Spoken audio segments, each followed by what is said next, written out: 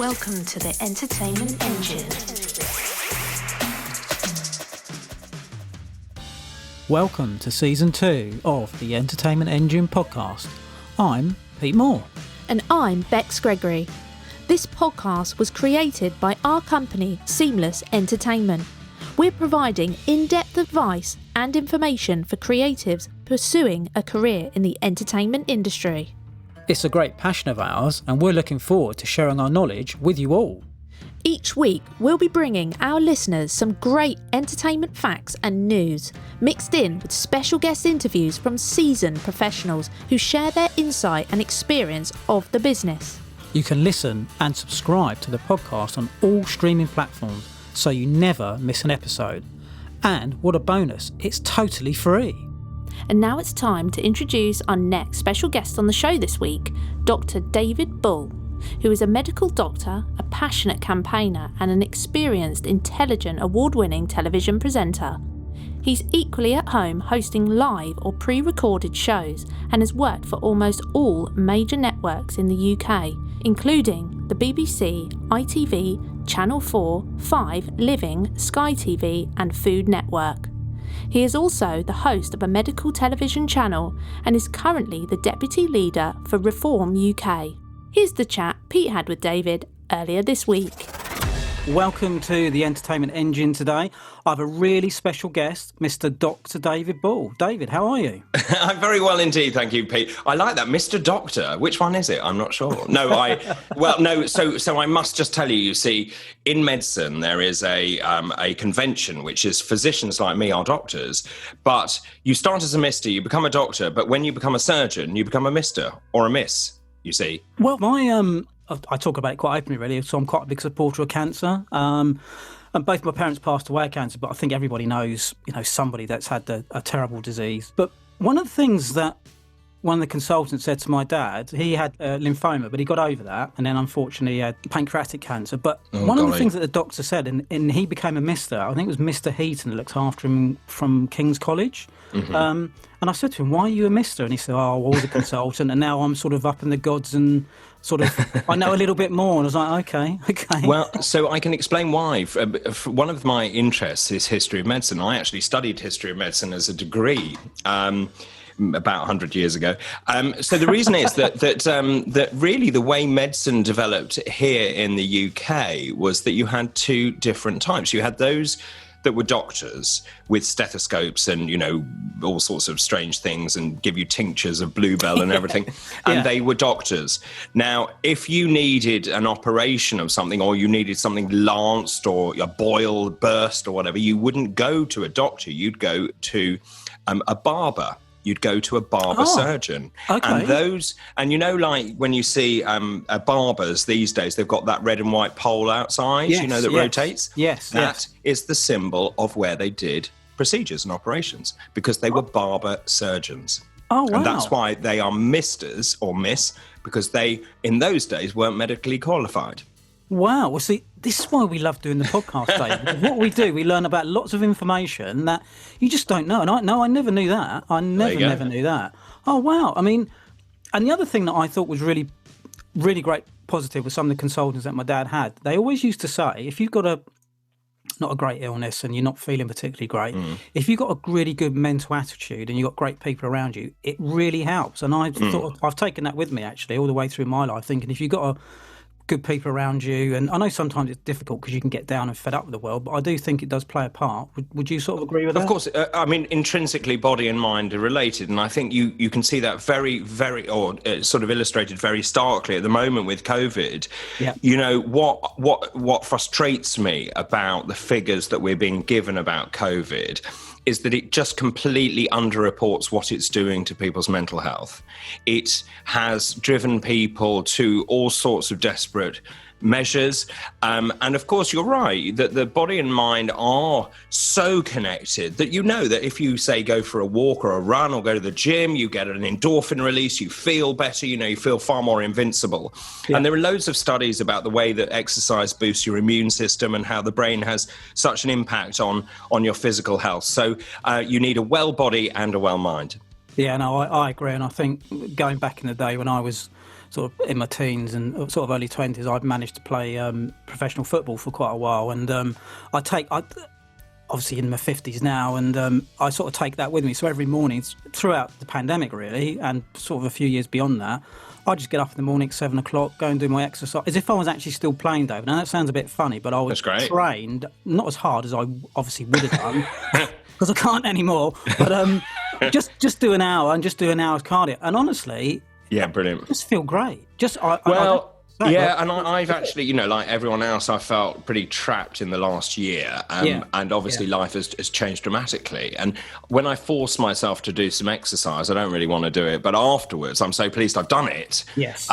Because of that endorphin rush. And it's really important, actually. And I think we've underestimated what it's done to people's mental health. And I think as we come out of lockdown, and I really hope this is a one-way street, because I don't think people can take much more. But I think actually one of the positives, I think people are starting to see how those tiny little things that we took for granted in life actually are sort of magnificent. The idea that you can have a cup of tea with some friends, you might be, I mean, honestly, it's ridiculous. I went to the pub when they opened. I thought I'd won the lottery sitting outside with a beer. Well, there you go. I mean, I know it really, really is basic, but I think, and I suppose it's wanted to have a chat with you because obviously from your media perspective, but also from your medical perspective, it's just great to talk to you as a professional regarding COVID. And I suppose a question from me, was COVID already there, David, or was it just suddenly materialised and got worse? I just don't know.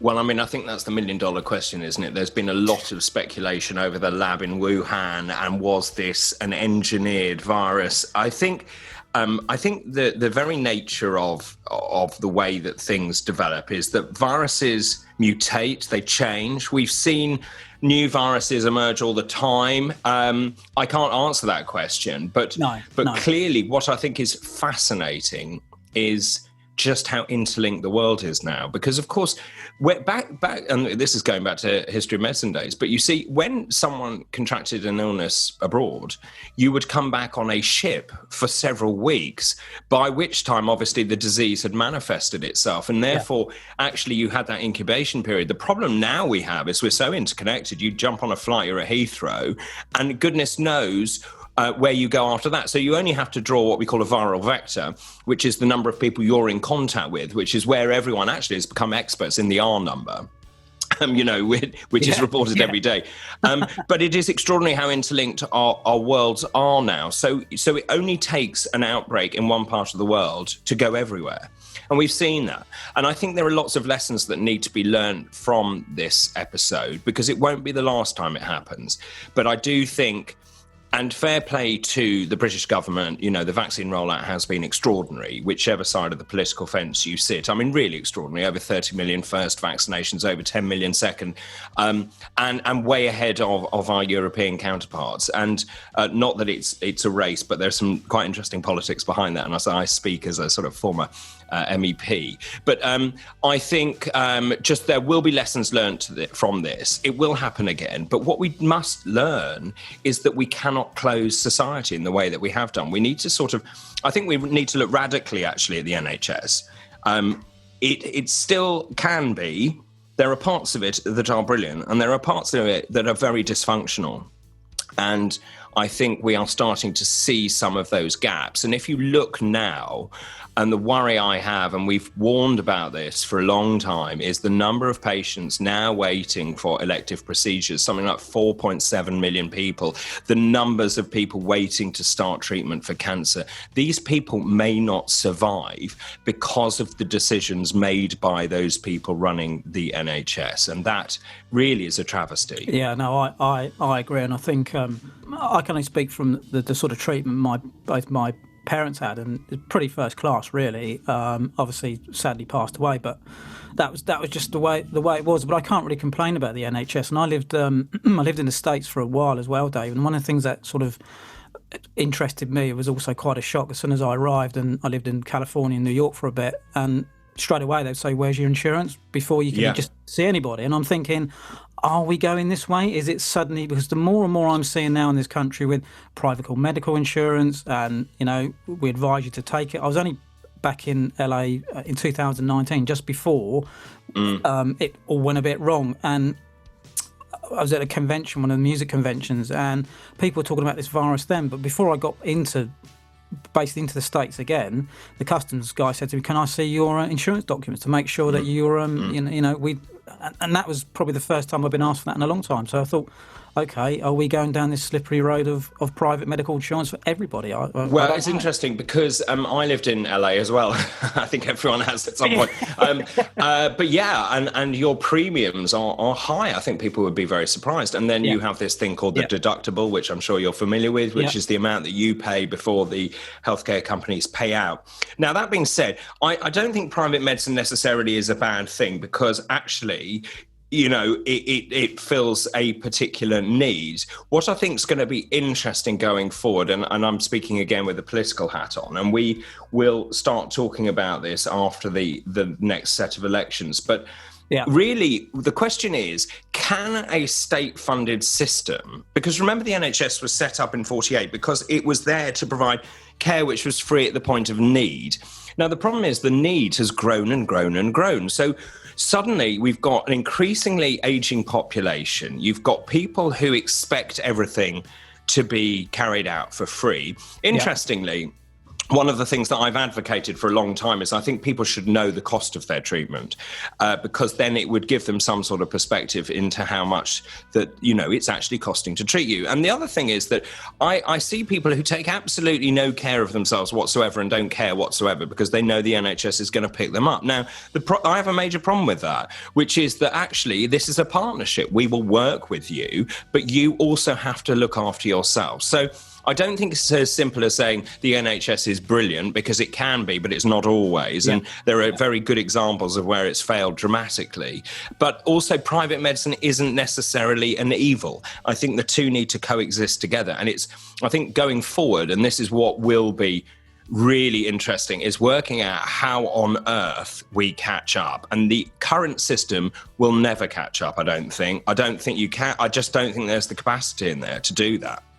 And, it just depends how we play it going forward. Yeah, no, I completely agree. And I sort of echo, it's sort of like talking to myself, really, because I sort of agree with everything you're saying on that, because I think you can't always be there to get picked up. And I sort of have a bit of a bugbear with that as well, where people think, well, the NHS will pick me up because, I'm not feeling great. Well, no, actually, you've got a responsibility to yourself to be healthy and not actually go and do the stupid things that you do. And that's why I sort of think, I don't know, and I don't like to say it about, because I've grown up in Britain, but like yourself, lived in other countries. I think sometimes, I don't know, is the British population a little bit silly, or now sort of locked down, just seeing all the pictures again of people everywhere, and I'm thinking, I know you want to go out and have a beer, but do you really have to do this, with thousands of people around you?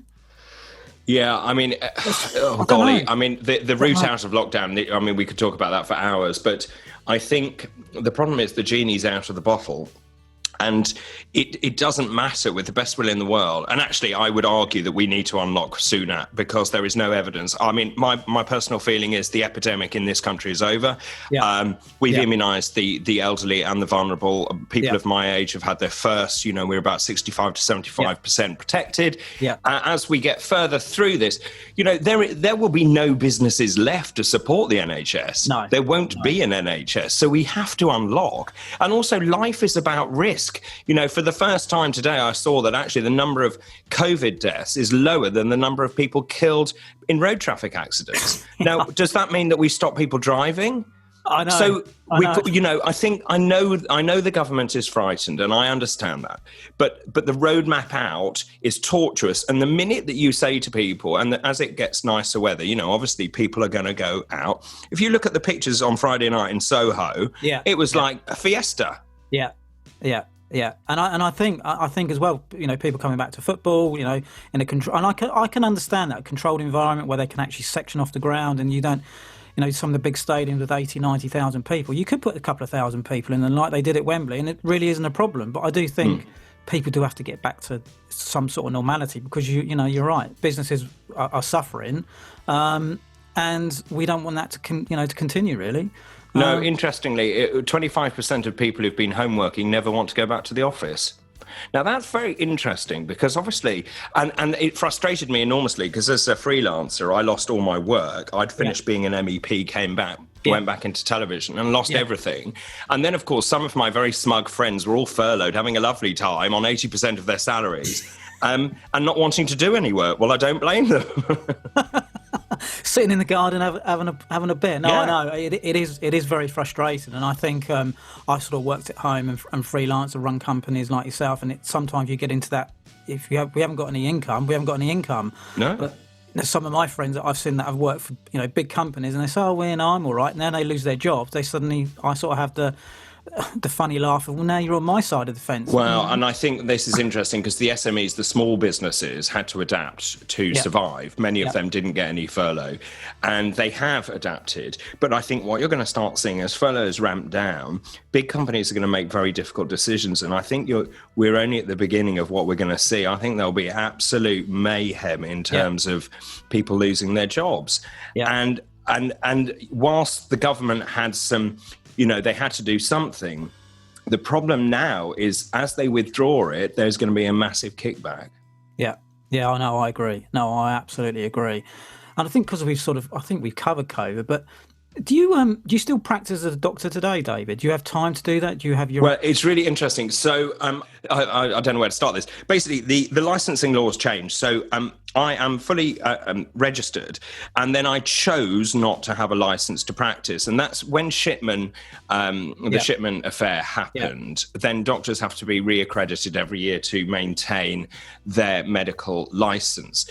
And so I didn't really need it because I wasn't really seeing patients. Interestingly, with COVID, I got it back. So I'm now fully licensed and fully registered, and therefore in a position where I can do medicine. Now, interestingly, what frustrated me, and I think we've got to look at this, there are something like 10,000 retired doctors who could go back into practice. Wow. Did the government use them? No. Did they not? Now, why didn't they? Wow. And also going forward, why don't we create a sort of reserve army of retired or semi-retired medics? That to me would be sensible. Oh, that, and also look at the experience you've got there. I mean, wow. I mean, why didn't they use them? Or don't you know the answer? Is that just... Well, I mean, it was, I don't know the honest answer. It was outsourced to another company. I think it depended where you lived and the need that was there. Yeah. But I was very happy to help, doing whatever. It doesn't really matter. And I know lots of other colleagues who felt the same, but again, they weren't contacted. Now, that to me is a terrible waste of experience. But we need to learn from that, as well going forward. Yeah, no, absolutely agree. And I think because you obviously qualified as a physician in 1993 from St Mary's Hospital, was it sort of like your calling from an early age, really, to be a doctor, or was it just something you fell into? No, I wanted to be a doctor. Well, it's funny, actually. I've sort of got two memories. One was I wanted to be a farmer and grow purple turnips, and that is true.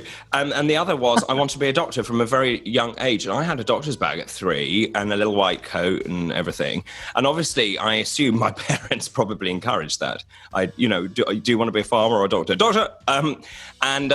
So I wanted to be a doctor since I was little, and I say, the two proudest days of my life, one was joining the BBC, and the other was when I phoned my mum and said, "Hello, it's Dr. Bull," the day I passed my finals. How was your upbringing as well, David? Your mum and dad really supportive, but sort of give you quite a long lead to be able to develop what you wanted to do? Yeah, incredibly supportive. I mean, I'm from the generation where my mum and dad put everything into their children. We didn't have a huge amount of money, but everything went on the kids. I was fortunate. I got a scholarship to an independent school where we were allowed to grow and develop, and my parents encouraged us in our interests. And actually, I was absolutely obsessed with music and discos back in, this is sort of the 80s.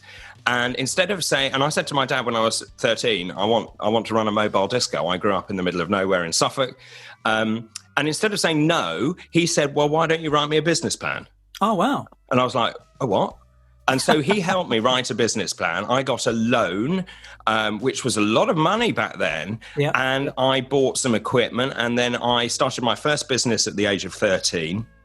And I built that up until it was a big traveling. I was a mobile DJ with all the kit. Can't you tell from the voice? Welcome to Radio David Bull. Yeah, exactly. Yeah. and then I went around, charged £10 an hour. Then I bought a cart and a trailer, and then actually that then sustained me through med school. And then the extraordinary thing from that was that I then teamed up with someone in PR. And by then I was running very big parties and events, and we created a PR and event company, which became a very serious business. I ended up with 50 staff in Los Angeles, San Francisco, and in London. And so that's kind of a lesson for children, or to parents saying, if children have a dream, you've got to encourage them because you never know where it will end up. No, you don't. I think that, I don't think I've ever heard that before. What a great idea where your dad turned around to you and said, go and write me a business plan. So at a really young age, right. you got to learn how to write a business plan, to be honest. Yeah, well, I did, and also so it was very interesting. He taught me about P&Ls and how he basically sat me down and said, well, how much are you going to charge? Well, I didn't know. And then also based on that, how many records could I buy? Because it was all vinyl. How many records could you buy a week? And how, and basically all of that, which was amazing training. And so obviously when the bigger business started, I had some idea, although my goodness, looking back, I really didn't know very much at all. And now that I'm on my second big business, you realize how much you learned the first time. And, there is a very fine line between successful businessmen and those that go bust, I think. Oh, I completely agree with that. And I think some of the guys that I've worked with and, they've always said as well, it's a fine line. I've got friends that work in all types of areas and grind to some really big, heavy businesses. And one of the biggest things that I've struggled with is managing lots of people. It's all right getting the work and dealing with the work and dealing with the client, but it's managing the people, managing the payroll, managing everything that goes with it.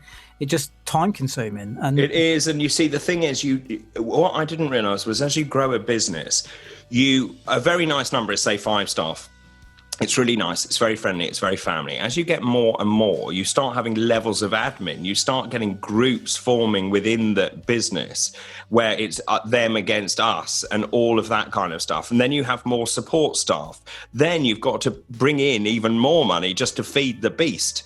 And so by the end of running that business, my salary bill was over £1 million a year. Yeah. So you've got to bring in a lot of money to make that work and pay offices and everything else. And I honestly felt like it was like feeding a dinosaur, feeding a monster sitting in a cave. Yeah. No. And I mean, going back to the point, is the company still running Incredible that you had in? Yeah, so I sold my shares in it, and the company was then taken over by another company. But so as far, it's still going, which is great. And look, I did what I wanted to do, got out, and then and I'm a great believer actually that things happen for a reason. And it just so happened I ended up then setting up a healthcare side for another PR company, and that then gave me the introduction into standing as an MEP, and then my whole life changed.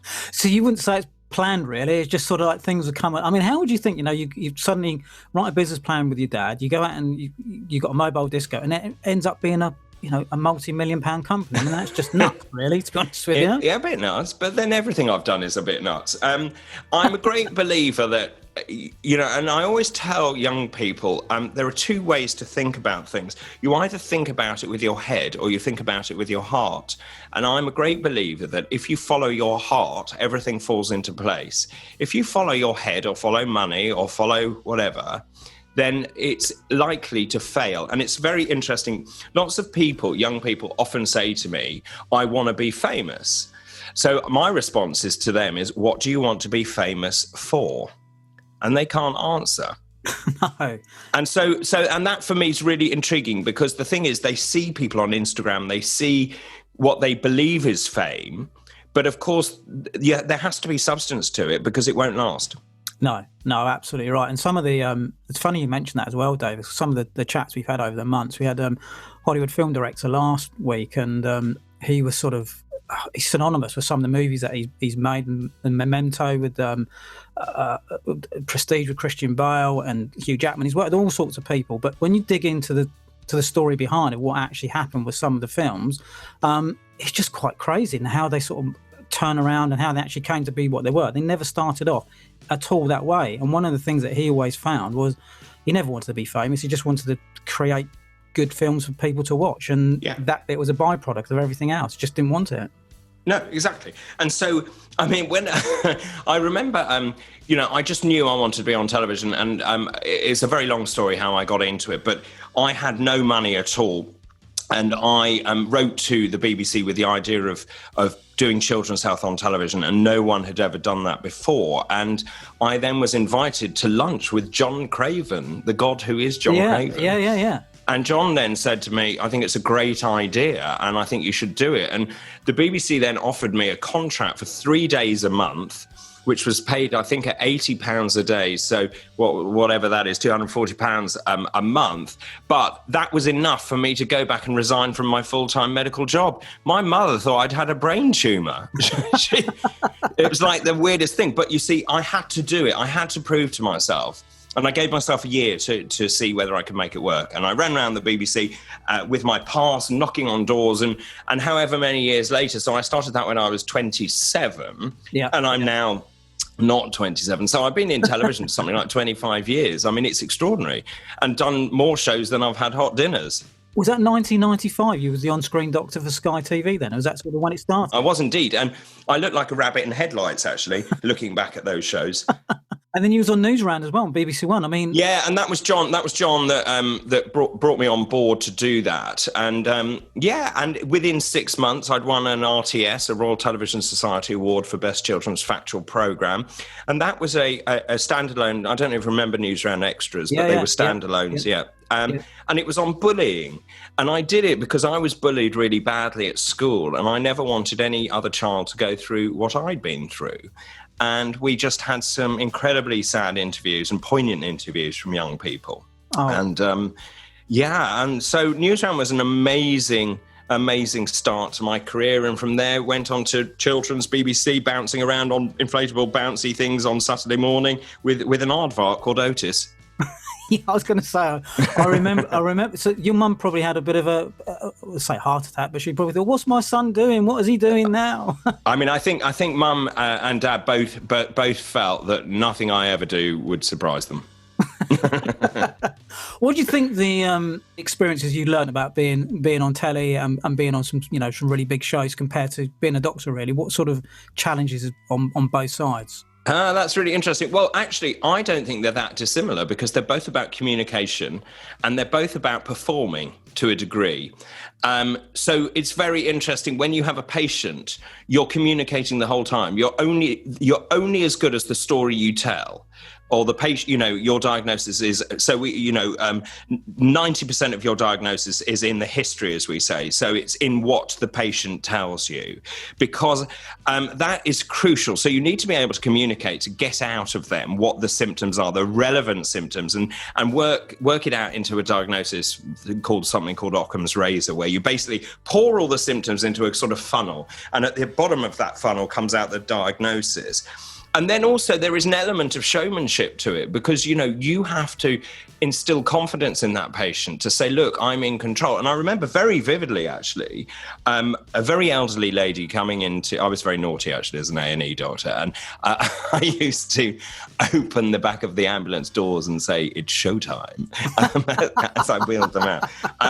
But I remember a very elderly lady, terrified, obviously, coming into A&E. And I said to her, hello, I'm David, I'm your doctor. I have some good news and some bad news. The bad news is you're having a heart attack. The good news is you've got me. I'm going to sort it out and it's all going to be fabulous. And you see, that is really important because it's as important as the medicine you give someone. And that goes back, actually, to what we said right at the beginning about body and mind. Yeah, I was going to say, yeah. And so television also, and particularly my style of television, which is, as you know, sort of current affairs and politics and factual entertainment, is about communication. It's communicating very complex messages in a way that people understand. And I often think I'm a bit of a Babel fish in that, and that's from Hitchhiker's Guide to the Galaxy, which is where doctors can talk to me in medical language and I can translate. Yeah. And so I can translate into a language that people understand. No, I think that's really just fascinating coming from two sides, being a doctor, but also being on television. I think it's sort of really fascinating. Do you still get the point when you're out and about and people say, "Oh, Dr. Bull, I've got a problem with my back. Can you help me?" Or every day. I mean, no, not every day, but a lot. That's very funny actually, because people do that, but also people often know my face, but because I'm not where they expect me to be, say I'm in a supermarket, they can't quite work out where they know me from. So I often get approached and said, do you know where the baked beans are? And I'm like, I don't work here. And then they know. They go, oh, no, I know who you are now. Well, also, I watch, when I get a chance to, I normally watch Jeremy Vine, or I always watch Matthew Wright, actually, and obviously with you being on there. So it's always quite, I don't know, when I get a chance to watch it, there's always some quite interesting discussion. I've not seen you on there lately. Have you got any plans to be on the show? Well, yeah. So I did Matthew's show for, I think, something like, I don't know, 12 years, something like that. And then obviously I did the pilot with Jeremy, actually. And then I've carried on doing Jeremy. We're in Purda at the moment because we are in the local and local elections around the UK. And I'm actually standing. So I cannot be on. The election law is I cannot be on unless you get representation from all the other parties, or at least the main parties. So until those elections are over on May the 6th, I won't be back on. I wouldn't have thought, unless it's an election special. Yeah. Oh, wow. I've learned something else today. That's interesting. There you go. Because you could influence the electorate, I suppose. People could say... Yeah, absolutely. And it's really important in Purda, as it's called, that you give, you basically give equal time to the different political parties. And that is the law. And on broadcast, you have to be incredibly careful as a producer. Yeah. So often many of these shows will veer away from politicians altogether. Not that I am a politician, sort of, with one hat on. I'm just someone who's passionate. But it's often easier just not to have different parties on and to do something else until the elections are over.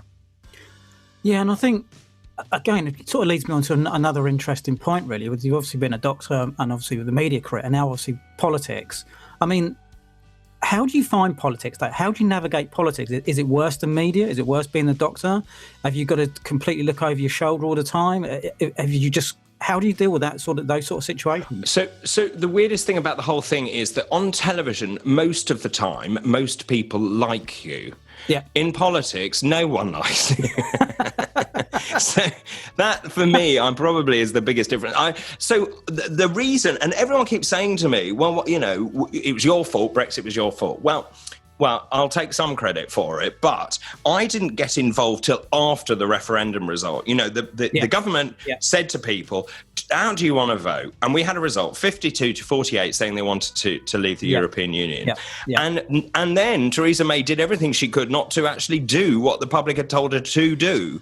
And I was so angry that our democratic right was being ignored. And that's when I got involved. So I didn't influence the vote. I just made sure the will of the people was carried out. And I'm very proud that we did that. It wasn't easy. We got a lot of trouble for it. I got a lot of threats and, really? And my personal life suffered as a result. Oh, yeah. I mean, the stuff that goes on.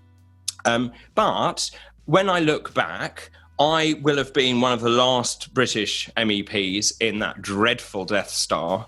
And I'm proud that we have changed British history. Now, we then, and the deal was not perfect. I was very worried about voting for it, but we made a decision that it was a bird in the hand is worth two in the bush in a way. And so Boris had negotiated a better deal than Theresa May. It certainly wasn't perfect. And we repeatedly warned about the Northern Ireland Protocol, which is now unravelling as we speak. Yeah. But we warned about this. But then the question was, when the vote came to say, and it was an extraordinary day, when the vote came to say, are we going to vote to leave the European Union, which was essentially, are you voting for this deal or voting not to take the deal?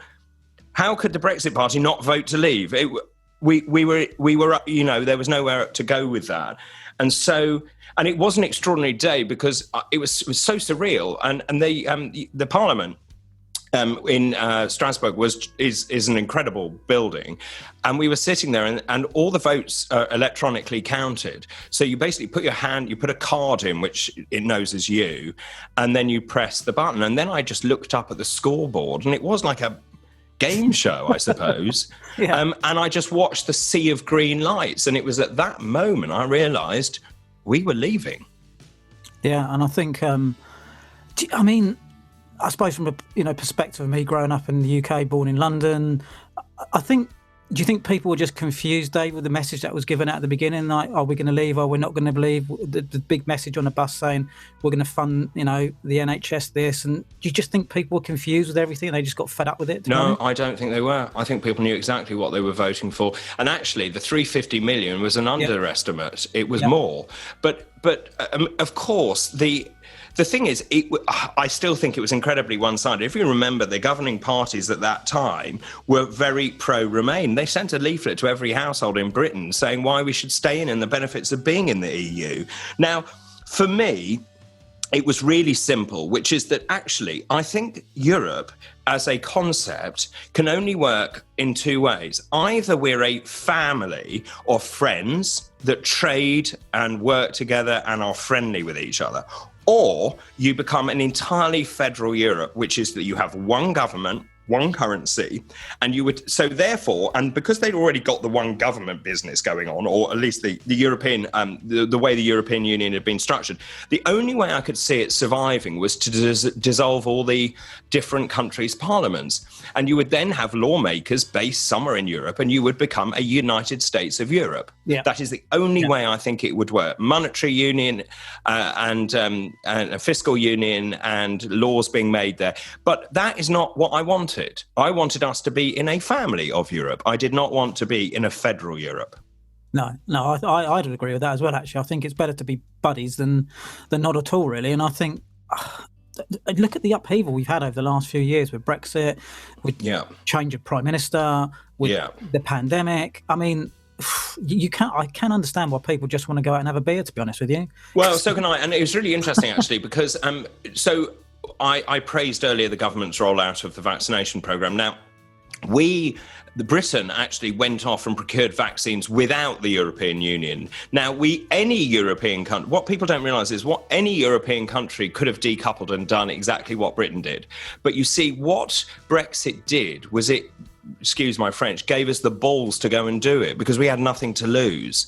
Whereas many of my friends in many European countries wish they had done it, but they were so worried about the ramifications from central government in Europe and the EU was very clear with them. You do not do that. You do not procure vaccine on your own. And what a right mess they've ended up in. I was talking to a professor in Belgium only yesterday, and he was just criticising the rollout there. The fact is they haven't vaccinated the numbers they need. Spain is in a disastrous position. And this is all thanks to the ineptitude of the European Union. Yeah, no, and you're putting people's lives at risk, and it just cannot be done. And I think, I don't know if this is a controversial question, David, but I wanted to ask you this because having lived abroad and lived in different countries, and you have different jabs that you have, depending on what country you go to, you have to have the jab. So with COVID, because I've had one jab now, and with other vaccines that have come through the marketplace over the years to protect people, with COVID, was COVID actually rushed through because of the legal side of it pushed it through, or there's no ramifications now that you can actually, if I go and get ill in another country, the insurance company's going to say to me, well, sorry, you've got no recourse now to the government because there's no legal mandate in place. That is my understanding. It was brought through on emergency legislation. Now, obviously, I will caveat that by saying that the MHRA, which is our regulator here in the UK, is a world leader in pharmacovigilance. So I believe that they wouldn't allow a vaccine onto the market that wasn't safe. That being said, it was developed in record time. A lot of this work had been going on from the SARS outbreak and from MERS, and they'd been looking at how to change vaccines. And actually, it's incredible that the rollout of that vaccine was quite so fast.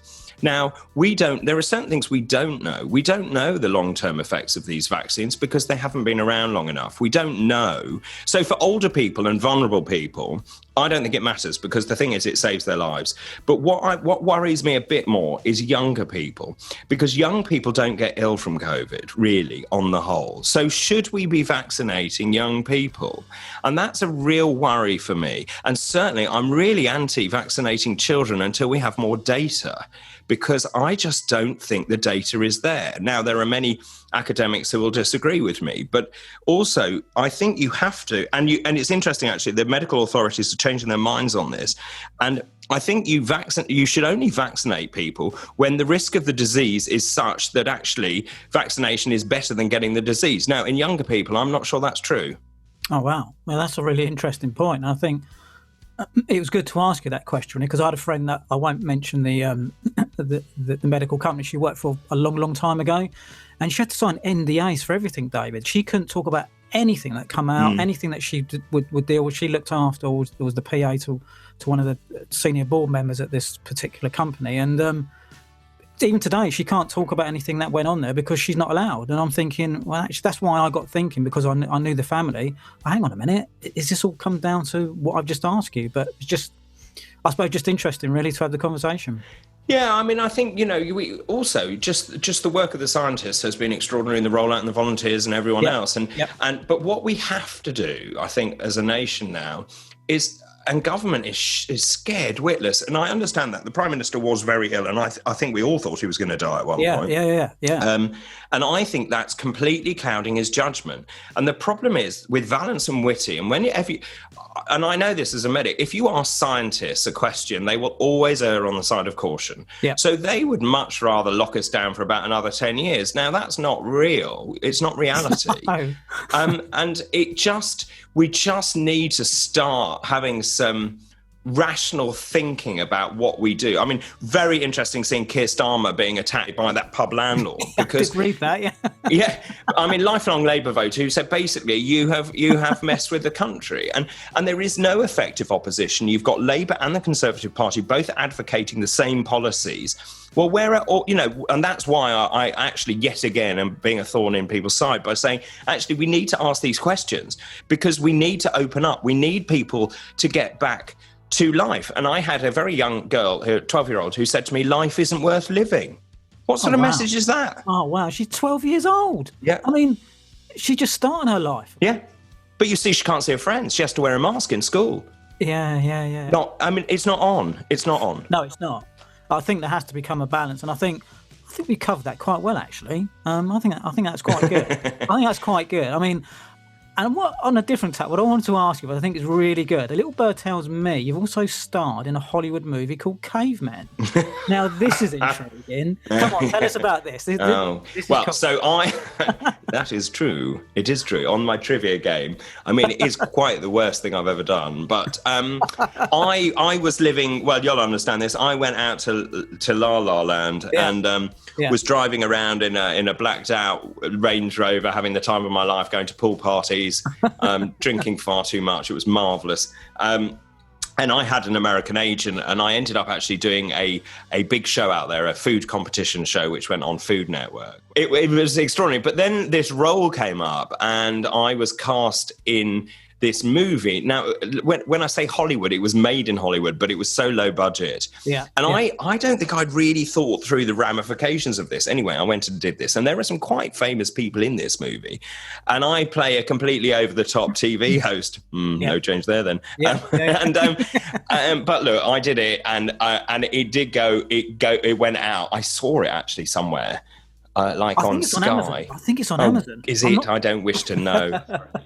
Because we obviously both lived in LA. How would you say the differences are living in Los Angeles or California to England and having an agent out there? What would you say the big differences you encountered? So the first thing you learn is that Americans and British people are very different. We are not the same. We do not speak the same language. Never have two countries been so divided by a common language is true.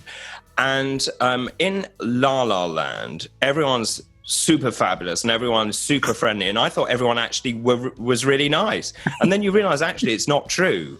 No.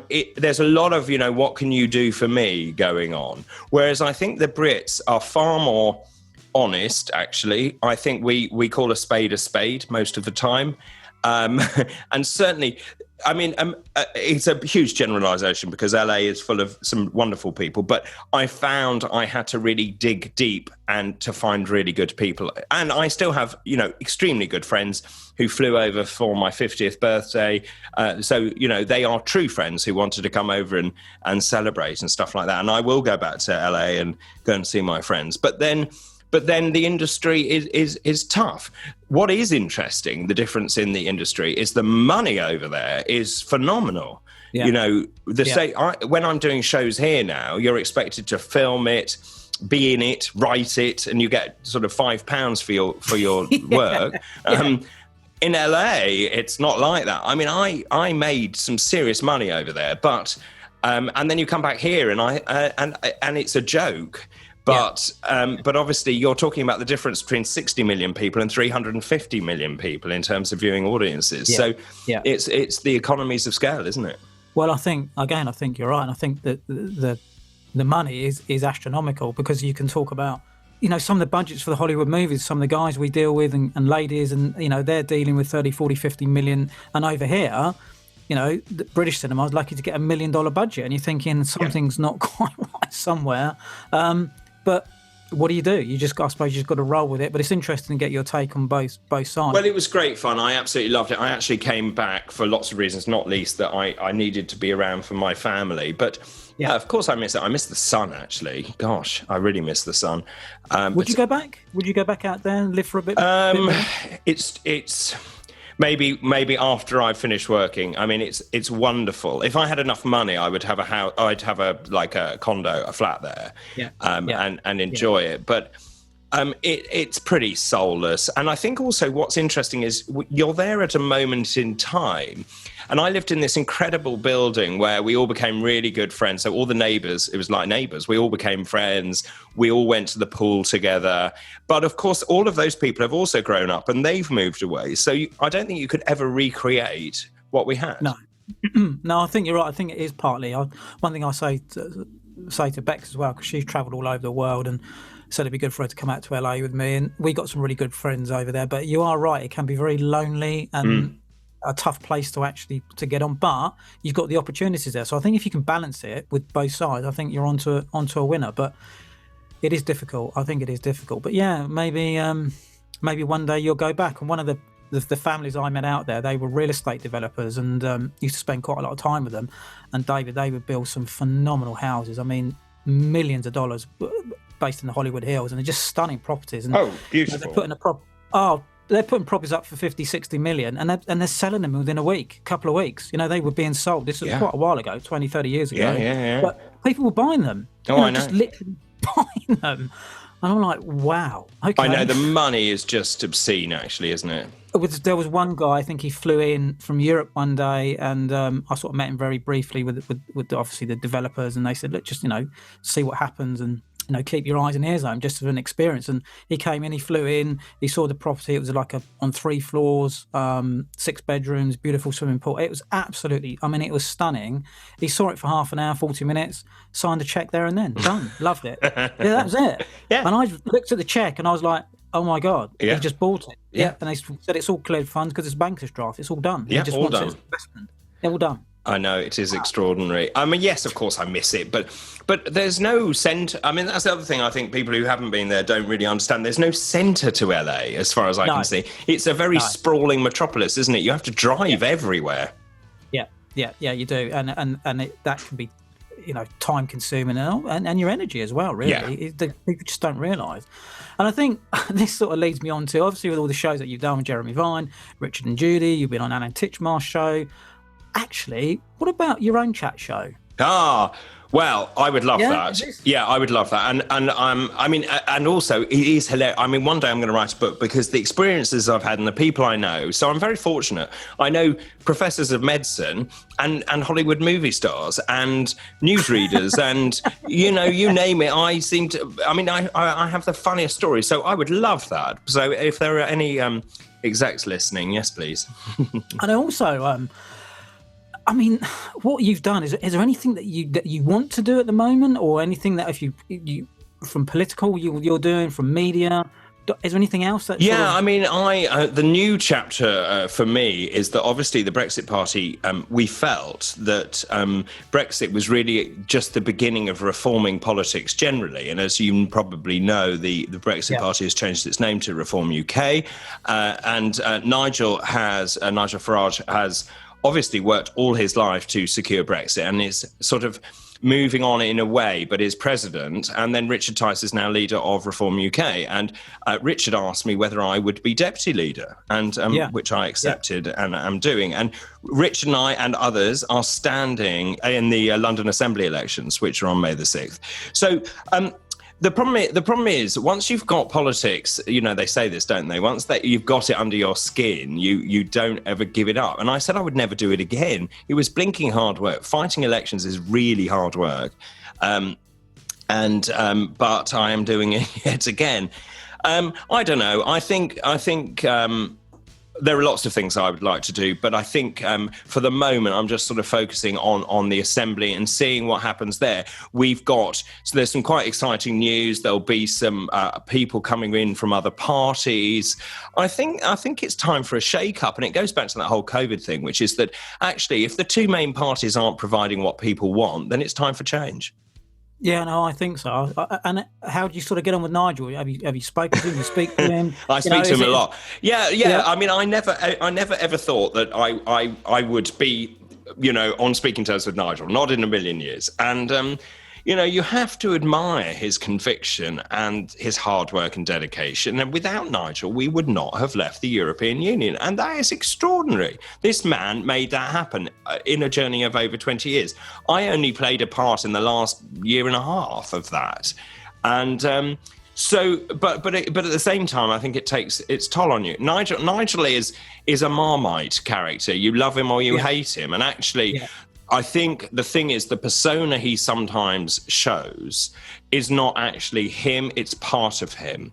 So he's deeply thoughtful, he's very bright, he's probably the shrewdest politician I've ever met, and he's got a real sense of what the public wants. And actually, I wish more people in Westminster had that, that they understood the way people are feeling. And it goes back to that Keir Starmer and the publican thing. Obviously these politicians are so out of touch with actually how the rest of us feel. So I don't blame Nigel at all. But you see, Richard is a fantastic leader. He's so thoughtful, and he offers something different to Nigel. He's thoughtful. He really cares about people who are on lower incomes. The fact is, the economic plan is going to take people who earn under £20,000 out of tax completely. And that's the right thing to do. We need to make the tax system fairer and easier, because actually, if we start implementing a fairer tax system, your revenues go up because people don't need to pay armies of accountants to hide it.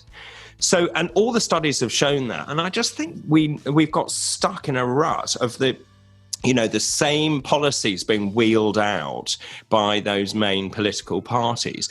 It goes back to what we said right at the beginning. I think we need some wholesale reform of the NHS, because if we are to protect it, we're going to have to really think about what services do we want it to provide and at what cost, because just throwing money at it is ridiculous, because you can't change it by chucking money at it. No. You need to think very carefully about an aging population, how you'll deliver that care, what does that care look like? And there's no point saying you can have everything for nothing, because you can't. No. It's not a reality. No. But of course, that is a politically very difficult ground to be on. Yeah, no, absolutely. You've been brought back in to be deputy leader. I mean, what does your day look like now? So when you get up to, what time do you start and what time do you finish? Every day is different.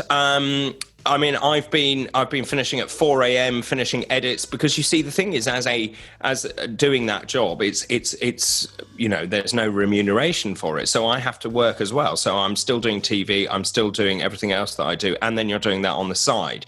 So I was just talking to my sister today. It is endless. So that every single day there's something, whether it's writing scripts or then filming or then campaigning. So I was just thinking, so today I've been writing scripts for a medical show that I'm doing tomorrow. So I'll be filming that all tomorrow. And then Thursday, I have to go to a big launch of something, which will become apparent on Thursday. And then Friday, campaigning, Saturday, campaigning, Sunday writing scripts, and Monday recording a different show. So Tuesday staying in bed and having a cup of tea. You've got to be kidding. I wish. I know. But of course, you see, once May 6th is out of the way, then things will calm down a bit. But of course, you see, the great thing is that hopefully television is starting up. And I'm very excited about News UK's offering and GB News. The fact is that we'll have a counterpoint to mainstream media. And I think the BBC and ITV are just giving you one side of the story. There's no counterpoint to it, and there needs to be. Well, I think so. And I think also as well, there needs to be a challenge with society. And I think with what we've seen on our side of the industry, in the music and film side, David, is that Amazon, Netflix, everyone's streaming, everyone wants content. Music has been probably downloaded more and more than ever. And I think young people are consuming a lot more of this. And I ran a program a long time ago, and sort of sharing your thoughts on government, where I created if you remember, New Deal for the musicians, for the Labour government. Yeah, I do, yeah. Well, I got invited, funny enough, I got invited in, and I looked at it and I thought, it's a really good programme, but are you really going to create the next U2, George Michael? Is it going to happen?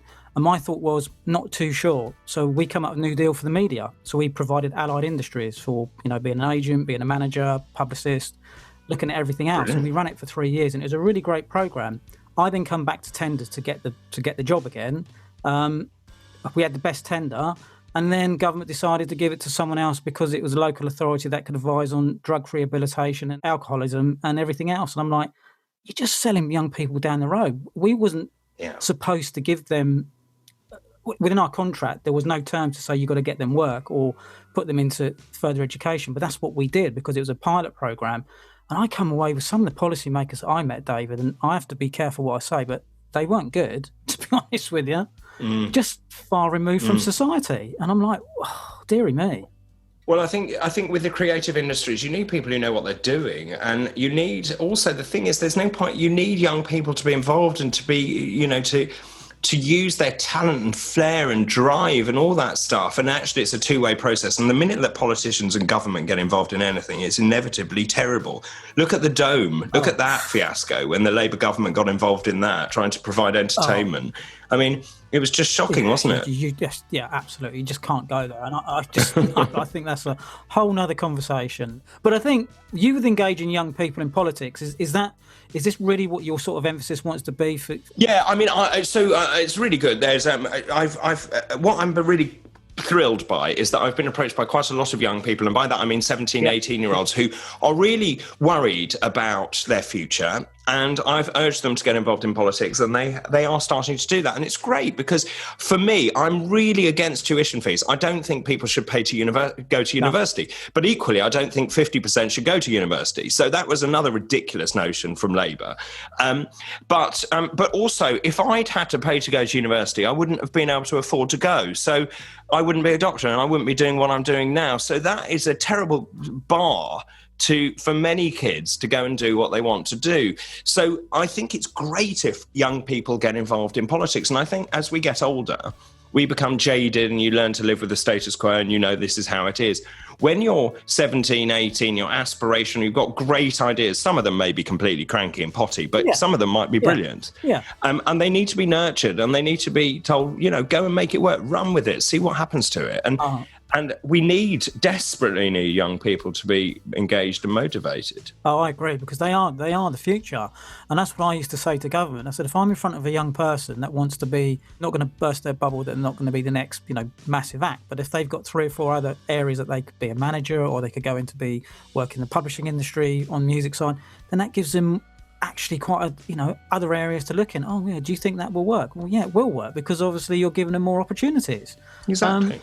And I suppose as well, because you're, a big supporter of cancer research, and obviously see the Duke of Edinburgh Awards, and obviously that's quite poignant of what happened at the moment. Did you ever get to meet the Duke, David? Many times. I worked with him a lot. Oh, wow. I have some great stories about him, actually. I was very sad. I mean, look, he had an amazing life, and he was very cool. He was very cool. Yeah, I mean, I remember being at Buckingham Palace once, and he walked through the door and he looked at me and he said, "Oh, not you again." And I replied, "I could say the same about you, sir." And he was just full of it. I mean, there's some great stories. So he, we were there. I can't remember. I mean, it sounds very glamorous. And I used to present Duke of Edinburgh Gold Awards on his behalf to lots of young people. And it might have been at St James's Palace or Buckingham Palace or Windsor or wherever. But he then said to me one day, "When are you going to get a proper job, Dr. Bull?" And I said, "When you do, sir." He loved it. He absolutely loved it. He had a very wicked sense of humour. Yeah, and he come across... I mean, I never did the Duke of Edinburgh Awards, but I knew many people, youngsters, that did. But I think what a great opportunity for youngsters to go out and do. And amazing. I was reading... it might have been on the Jeremy Vine show, actually, David, where they were saying maybe a few days or a couple of weeks ago, obviously with a new ship to be built to go along and come in. And then I thought, well, actually, why don't you use some of that money to put into the Duke of Edinburgh Awards to give young children that can't afford to do grants, maybe? I don't know. I mean, where would you stand on that? Is that quite... Yeah, well, and also I was, I did a show the other day where I was actually, I think people underestimate Prince Charles as well, because he's always been in his father's shadow. And actually, if you look at the Prince's Trust, the work they've done with young people has been phenomenal and helping them. And I think he hasn't had enough praise. And in fact, Prince Charles is well ahead of his time with Poundbury, for example, looking at sustainable living and designing villages in the way that we should. One of the things that have always struck me, and I hadn't realised he'd done it in Poundbury until I was reading this the other day, I've never understood why the different utility companies dig up the road at different times, so you've got the electricity, they dig up the road, then you put the water people and they dig up the road. But in Poundbury, they have shared access to the subterranean structures. Now, that, for me, is groundbreaking. Of course, what a brilliant idea. Yeah, exactly. And I think also as well, you're looking at the Prince. I mean, I started off in the Prince's Trust a long, long time. I did a lot of work with them. So I completely advocate that as well, with what Prince Charles has done and given many young people an opportunity. And I suppose really young people are our future. And I think the more we can build in that way, whatever area they want to go into, then it's got to be a good thing. Well, that's right. And also environmentally, you see, he was ahead of his time, wasn't he? Yeah. And now, of course, everyone's sort of saying, "Oh, crikey, we need to catch up." And I speak as someone who drives an electric vehicle, and I'm a huge advocate of all of that. But what we don't take into account is it's all very well having an electric vehicle, but how on earth are we going to make the electricity to power these? Yeah. And there's no thinking from government about this. It just seems to me that we are 20 years... We should have made these decisions 20 years ago. And although we are doing better in terms of tidal and wind and so on, I think you're going to have an energy mix, because it's not always windy and it's not always sunny. It's not. And I think, as we know. What electric car have you got? What have you I was a very early adopter, so I actually have a Tesla. Oh, okay. But she goes back soon, so it's the end of 4 years. That's how long I've had her. Oh, wow. So I'm feeling very bereft. So I'm now just trying to work out. And obviously technology's moved on enormously in terms of the miles they can do. But it's extraordinary that you can...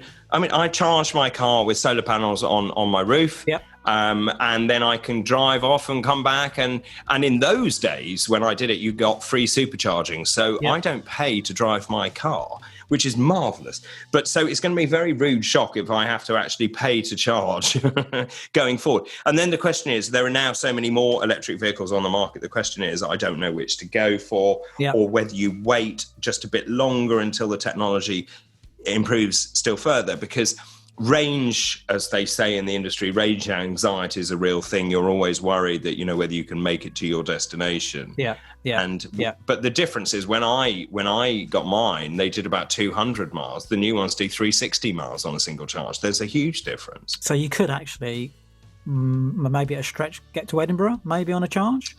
Maybe. Yeah, I mean, but it's amazing. So I drove to Edinburgh actually to see a friend, and you stop a couple of times. I had a coffee. By the time I had the coffee, the car is fully charged, and off you go again. Amazing. Yeah, it is clever. I mean, sort of electrics come around, especially with the hybrid one. It is quite fascinating, and I think it is. I don't say man's destroying the planet, but I certainly think we've got to think of ways of making it a better place to live. To be honest with you. Yeah, and more sustainable, and you're only going to see population growth And obviously, more people need more food. And the question is, how do you feed them and what are you feeding them? And this goes back to other things that I would like to see changed. I've never understood why supermarkets offer 2 for 1 on things like chocolate bars, but you never see it on broccoli. Yeah. Why at the, they've stopped it now, but when you were at the checkouts, you had all that chocolate, which was by the checkout. Why don't they ever have bananas there? I know.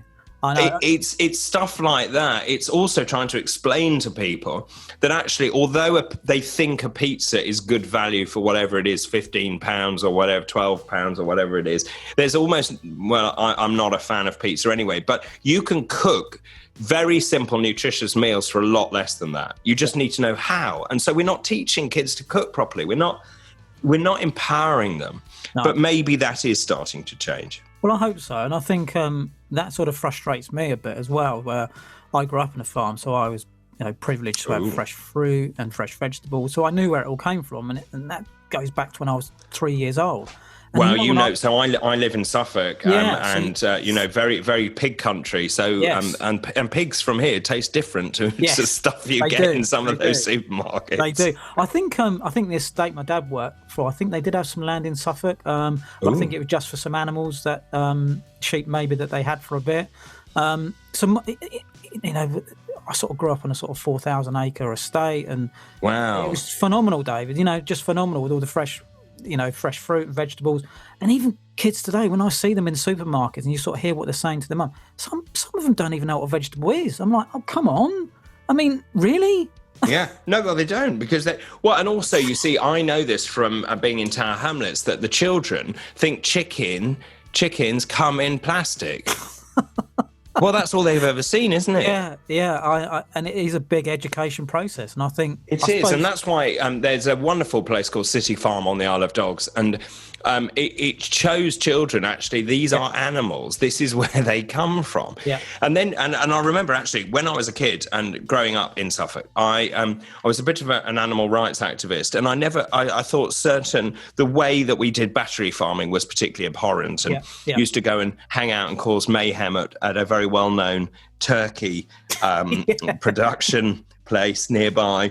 But again, teaching children the provenance of their food is really important, showing them that this is a living creature. Now, we are designed to eat meat, I have no doubt about that, but at the same time, do we need to eat meat every day? Answer no. No. No, I agree. I think the more we know where food and that comes from, the more sustainable it is. Now, the better, really. And if you look at the moment as well with, supermarkets I won't mention, but more cheaper than others, you sort of think, well, how can you do it at that price and you're doing it at that price? So, well, that's right. A tin of beans is 50p and somewhere else it's 90p, for example. Come on a minute, where are you going to go and buy your beans or your fresh broccoli? It's a no-brainer, to be honest with you. And of course, you see, there are staples where you actually you can shop on price, but I think if you cut corners on, particularly on meat, it's really important that you know what the animal husbandry is like. What are the conditions those animals are kept in? And actually, I'm sure you've had the same, where you buy chicken and then by the time you've cooked it, it's about a third of the size it was when you started because it was full of water. Yeah, exactly. It's just pumped to just look like it's, And one thing that always gets me is, especially growing up, is, picking the apple, pulling it off the tree, putting it on the lorry, going off to the supermarket. Then you go into the supermarket, and over the years I've seen the apple has to look bright red and it has to look like this on the shelf. And my dad would say, "So you want me to genetically modify the whole tree to make them look like that? What planet are you on?" Well, that's right, and also, of course, they do not taste the same, do they? Because I have apple trees here, and they taste completely different. Yeah, you go and pick them off the tree, David, and wash it under the tap and then eat it. Totally different taste. 100%. Well, I don't even wash them, to be honest. Oh, do you not? Well, they've just been on the tree, haven't they? Yeah, they haven't been anywhere. Yeah, no, they haven't nothing. But they are completely different flavour. Completely different. And of course, as you say, they're all knobbly and gnarled and ridiculous shapes. But nice, but all nice as well. But lovely. So, with all of your experience and what you've been doing over the several years, I won't say decades because that's, but you know where I'm coming from. What's been the best resources that helped you on your way? I know you mentioned your mum and dad, but is there anything else that sort of spurred you on?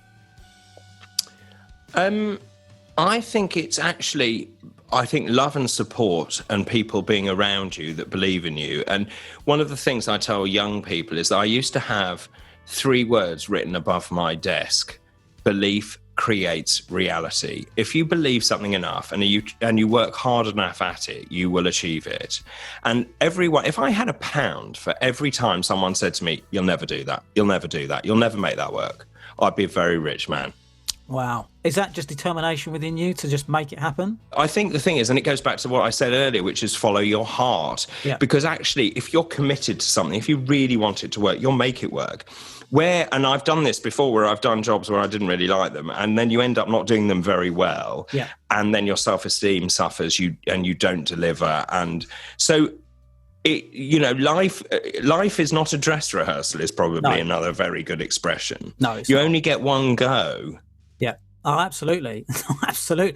And I also think as well, what's happened in the world and the many people that have lost their lives, I think it's our duty to actually push on and create something better rather than... It is. I often think about, if I died tomorrow, is there anything that I would have wanted to do? Is there something that I haven't done that I want to do? And the honest answer is no, because I've done the most ridiculous things. I've never really had a real job. I've sort of played at jobs, and it's been a great sort of tapestry. And I'm very fortunate in that. And I was lucky in that I was on my own, and I could take those calculated risks. Now, if you have family and children, it's far harder to do that, because you've got to provide for your family. Yeah. But I knew at the end of the day, if it all went horribly wrong, that I, basically would survive and I could cope. And I think you can only gamble with, as long as you know how much you can gamble with. Yeah. And I've always done that. And I think there are those people who are risk averse who then amass a little pot and sit on their little pot. I'm not one of those people. I'll always try and do something different. And right now I'm in the process of a major project, which I start thinking, should I have started this? And but then you're so far through, you can't stop, No. But again, you never know where it's going to lead, do you? No, you don't. And I think that's actually a really good point, because it sort of leads me on to, and we've covered this really through our whole chat today, but what advice would you give to people wanting to enter, I suppose, really first as going into the media world, and also as a medical profession? What advice would you give those young people today? So media world, get a job first. Get a trade, get something. Because it goes back to, what do you want to be famous for? Now, I was famous for being a doctor, a young doctor. So what is it that makes you different? Being pretty and being, having spiky hair does not make you stand above the rest, because those looks will fade. Yeah. So you need to have something that makes you different. Now, you might have the best, interest in archery. You might make, straw bales. I don't care what it is, but at least you are the best at it. Yeah. So that's television. Also, television is changing dramatically, as you know. It's not the industry that we started in. Everyone can now have access to it. So do you need the networks in the same way? Well, the answer is no, because actually the highest paid people are those YouTube stars, aren't they? They're the bloggers. They earn far more money than I will ever dream of. And when I went to VidCon in the States, you can see these influencers. I had no idea who any of them were. But again, but if you look at all of them and you dissect that, they all have a trade, a skill, whether it's makeup, whether it's nail varnish, whatever it is, they're influencers. And the brands then are flock to them because they have a viewing audience. In terms of medicine, I think medicine is also changing. And my worry with medicine is that the universities are increasingly asking for academic people. Being very clever does not make you a good doctor. Doctors, I think, need to be bright. I don't think they necessarily need to be academic. There are different doctors within it. So being a doctor is such a generic term. And I think actually a lot of the time we need people with compassion and care, people who are good at hand-holding, people who can solve problems, not necessarily just being able to memorize textbooks. Yeah. Yeah, no, I completely agree with that as well, because I think we've all been in a position with a doctor where you think, I wasn't really, just told me to go away, and because of that, and, I know. I am funny enough, when I had an injury when I was playing football, and effectively it stopped me from playing. But I had one doctor, funny enough, in Europe, it was actually in France, that was really good. and was, a really good consultant and was really positive and said we could do this treatment, but we're not sure if it's going to work. Come back to the UK and it's a different story. Well, there's not really too much we can do. Then I would say, well, actually, I've just come back from Europe and they said we could do this. And it took the doctors from here to talk to the French doctors to actually think, oh, actually, we could do that. I thought it was just communication, really. And you were just, I was only 17, 18 at the time. And I think maybe if I didn't have that in my corner and with my mum, I might not have got the treatment maybe that was supposed to get. I don't know. That's true. And you see, I often say this is a slightly different point, but if you get medical advice, it's the same as anything. I would get a second opinion because the doctors are not infallible. They make mistakes. They're not always right. Now, don't tell any doctors I said that, but it's true. No. And I do think you need to, but there again, you need education to do it. You need to know where to look. And I'm fortunate in that, obviously, if I have a problem or friends have a problem, I know pretty much who I'd go to. Yeah. And if I don't know who to go to, I'll know someone who does know who to go to, if you see what I mean. Yeah, no, absolutely. So, but actually, so in terms of medicine, I just think the really important thing is if there are young people out there who desperately want to be a doctor, then follow it, do it. You don't need to be able to remember everything in that textbook, but what the universities have to do is to stop this obsession with academic grades, because actually that isn't, yes, it's fine if you want to be, a scientist and do the latest research, but most doctors aren't that. The majority of doctors are general practitioners. They are generalists. They're not specialists. They provide a very important role, which is sifting out serious illness from illnesses that are less serious. And actually, they provide a very important link to the community. And so medicine is multifaceted. And I think that's the key for me is that back in the day when I did it, they looked at your academic grades, but it wasn't everything. And they looked at what else you did. Did you have any interest? Were you a human or were you an alien? And I'm not so sure they do that in quite the same way as at the moment. And I suppose one thing, I sort of trying to narrow it down, but one thing that really annoys you about the media industry, what frustrates you, and what would you change? I think the thing that frustrates me the most is when you've got commissioning editors who've never had a real job, who commission programs, and then they think about the same 5 presenters for it. And there are a lot of people who are very talented presenters who never get a look in. So you know what I'm talking about, those big shows where you see the same faces appearing the whole time.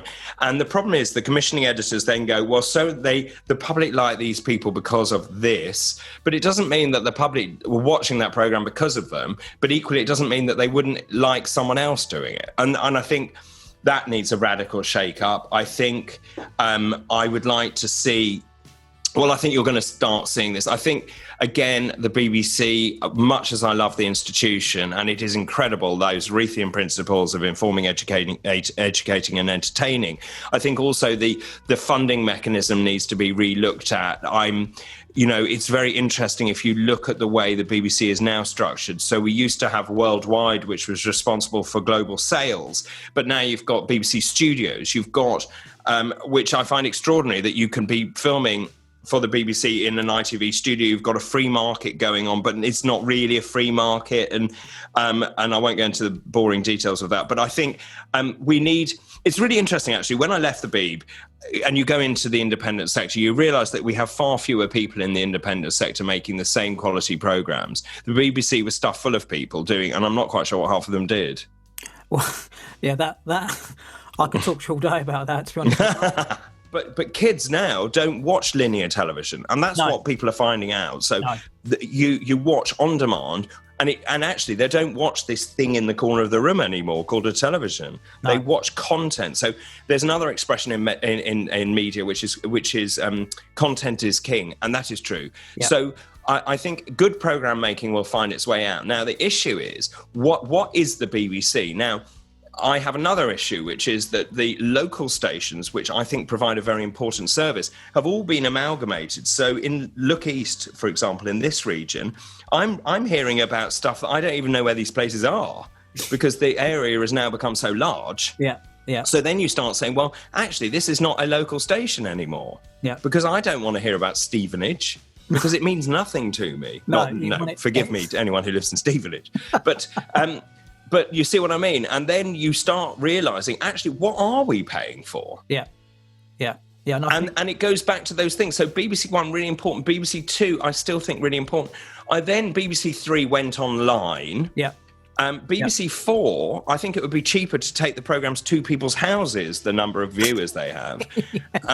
But BBC Three, from what I understand, they're going to bring it back onto a channel. Yes, that's what I understand. I think, and I think, like you said, it's a global market. And when you can binge watch a series on, one of the other platforms, and you can watch it, you don't have to wait a week to watch something. That's part of the attraction. Where people watch stuff on their mobile phone, on their laptop, on their go, on the tube, on the bus, wherever, I think that's where the audience is at the moment. And also with rolling news, for example, which BBC News provides a very important outlet, and Sky News. But with the advent of News UK and GB News, and they are going to rival those. So the question is, what happens to the future of news output? Yeah. And then there are many questions, and I don't have the answers, and I don't think anyone in television has the answers yet. No, I agree, because I think what's interesting for me is if I watch, say, Jeremy Vine in the morning for, say, half an hour, that news that's reverberated through that ends up throughout the whole day anyway. So I know I don't need to see the news throughout the rest of the. And I have a bugbear with that, David. I have a bugbear with this country, just constantly news. You're on your smartphone. You got the latest with the dogs run around the corner, and he's chasing a cat. Well, it's quite interesting today. Sky News, I have alerts on my phone that alert you when there's breaking news, and I thought that it went off with its jingle, but it wasn't news what they'd sent out. So again, that this boundary of what is news and what is not news. I think it's going to be really interesting to see where television ends up, and I think. But again, I think the move to Salford's an interesting one as well, and and there may be arguments in favour of it. I think it's slightly ridiculous because half the production staff had to move to Salford, or they commute up. Goodness knows what the cost of that is. And then, but also, so for example, with breakfast, they couldn't get. I've watched it where they can't get the guests because the guests are all in Westminster. Well, what's the point of that? You just take a show that costs X. And you've just trebled it overnight, basically. Well, exactly. And so when I've done those shows, I have to go up and overnight. Now, that costs more money because you've got to pay for hotel. Yeah, exactly. Yeah, exactly. And again, I think some people don't think about that. And I think this other point I wanted to ask you, now we sort of cover the media side. I know you have covered it a fair bit here, but what frustrates you about the NHS? And what would you change? What would you change today? I think it's about that partnership thing. I think the whole idea that the NHS is free is misguided. It's not free. It's free at the point of need. I think there are far too many people in it, like any state-run organisation, that probably we could get rid of. I think. You see the same things happening again and again. So the NHS basically devolved responsibility from a centralised organisation into different hospital trusts. But the different hospital trusts then started buying each other to become super trusts. And essentially the super trusts then start merging and you end up being back at the square one where you started. Yeah. Now, that may be a very cynical point of view, but it's what I see. So what is next for David for 2021? What can we expect this year?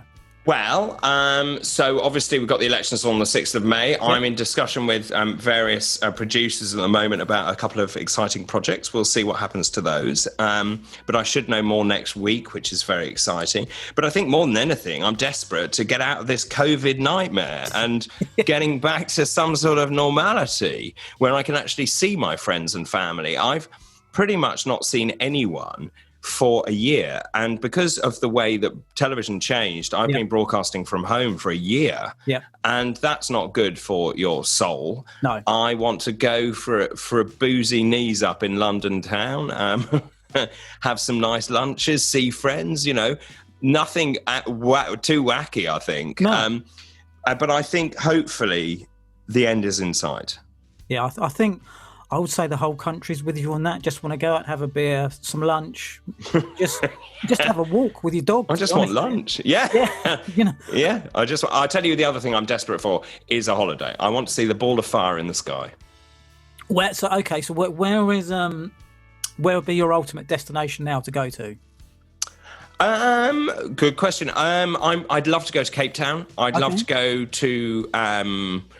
I love Thailand, southern India. Yep. To be honest, anywhere hot. anywhere that'll have me. When are we? I mean, I'm not too up on the flights at the moment. Can we fly at the moment, or is that sort of? I think even after you've had your second vaccine, you'll still have to be quarantined. What the government's about to do is to give you the list of the red, amber, and the red countries, amber and green, and then the travel advisories will depend on which country you're going to. And then, but I think June the 21st is really the date that everyone is pinning their hopes on. Well, let's hope so that, we can see that, like you say, that big, the big sunshine and get on a plane and, go and have a margarita somewhere. Exactly right. It'd be quite nice. It'd be lovely. It would. And last of all, David, I could talk to you all day. Oh, it's very kind. Where can listeners connect with you online, website, social media, if they want to drop by, and say hello? I mean, I'm very active on Twitter, so the address for that is Dr. David Bull.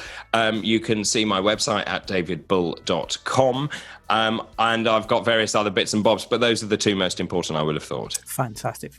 Well, it's been an absolute pleasure today, David. Thank you very much for joining us on the Entertainment Engine, and we look forward to speaking with you again soon.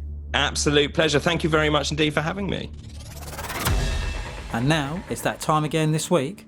It's over to Bex for the question of the day. Here's a quick recap onto last week's question. In which city do Ross and Rachel get married in the TV series Friends? And the answer is Las Vegas. Big thanks to everyone who joined in this week and sent in their answers to us. We pulled one name out of a hat, and we want to give a big shout out to Joanne from Scotland who got the answer correct. I'll be back to you next week with more fun facts and a question of the day. Well, that's all for today's episode of The Entertainment Engine, and thanks for listening. Join us again next week for more great guest interviews from the world of entertainment. Plus, we will have our question of the day and music and movie facts for our listeners. It would be great to have your feedback on the show, so please drop us a message at any time. We would love to hear from you. So make sure you subscribe to the podcast on your favourite podcast platforms so you never miss an episode. Thanks for listening to the show, and remember to all stay safe. The Entertainment Engine.